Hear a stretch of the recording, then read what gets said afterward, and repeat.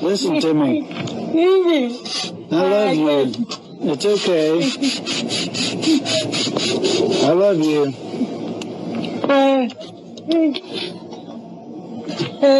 You hear me? I can't live like this. Mama, no. I can't live. That just You hold on. Can you do this? I'm going to. I'm going to. To make me have my mind working with me. I know. I'm sorry. I'm sorry.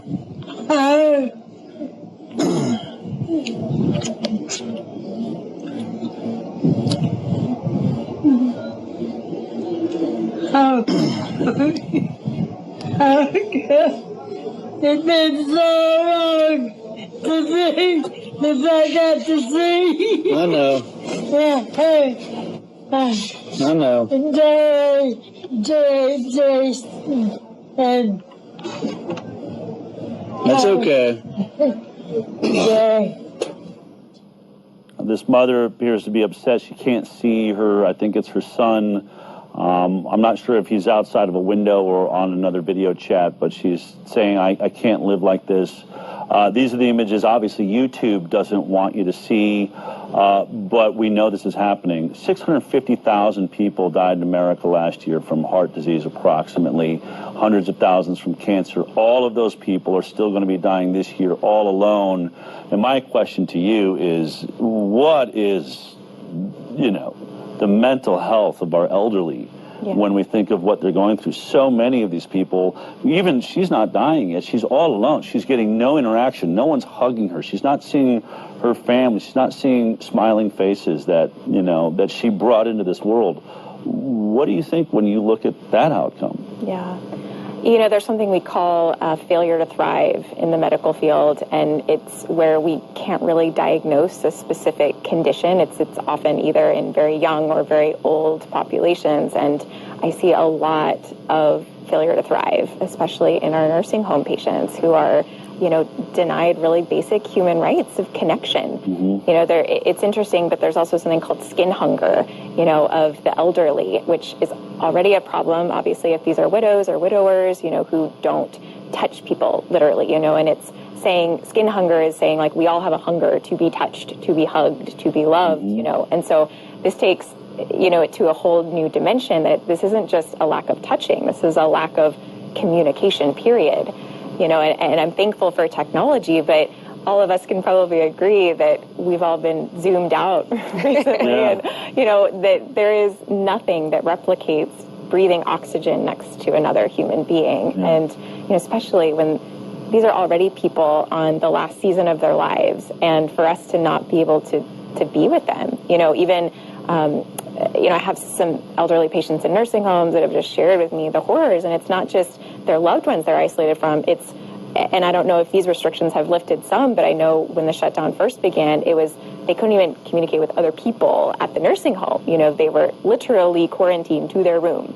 And these are people who already probably have difficulty ambulating. They're not walking as well. They need assistance. And so they're kind of being forced to do even more than what is within capability for them on their own.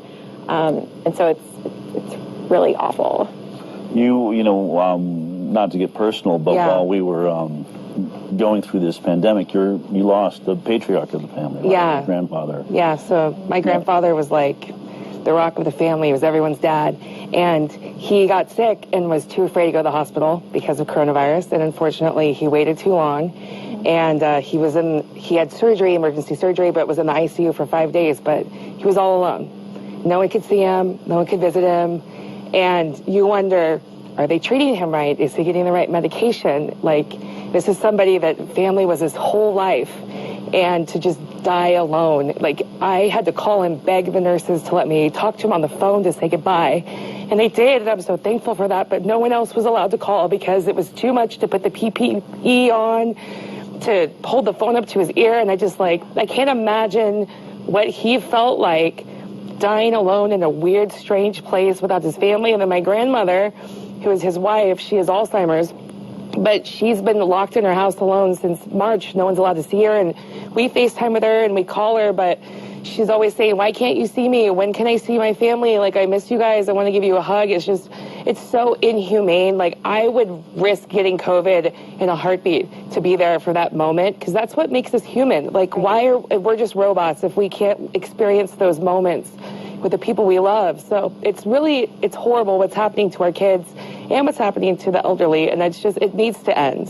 Like you said, logic, it's not there. Yeah. Well, it's all the layers of it. It's not just the elderly, it's the loved ones, and those are some of the patients I see too, is the loved ones of elderly that, were exactly in your position. Yeah. So sorry for your loss. Still haven't even had a funeral.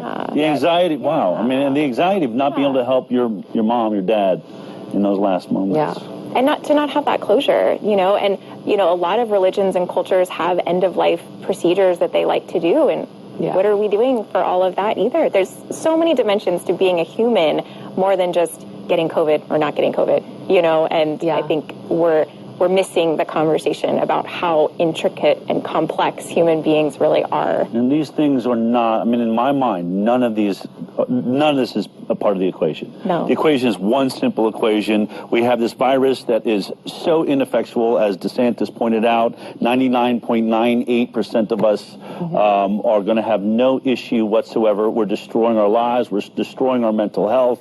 And why isn't that a part of this conversation? You guys are fighting to try and get your kids into school.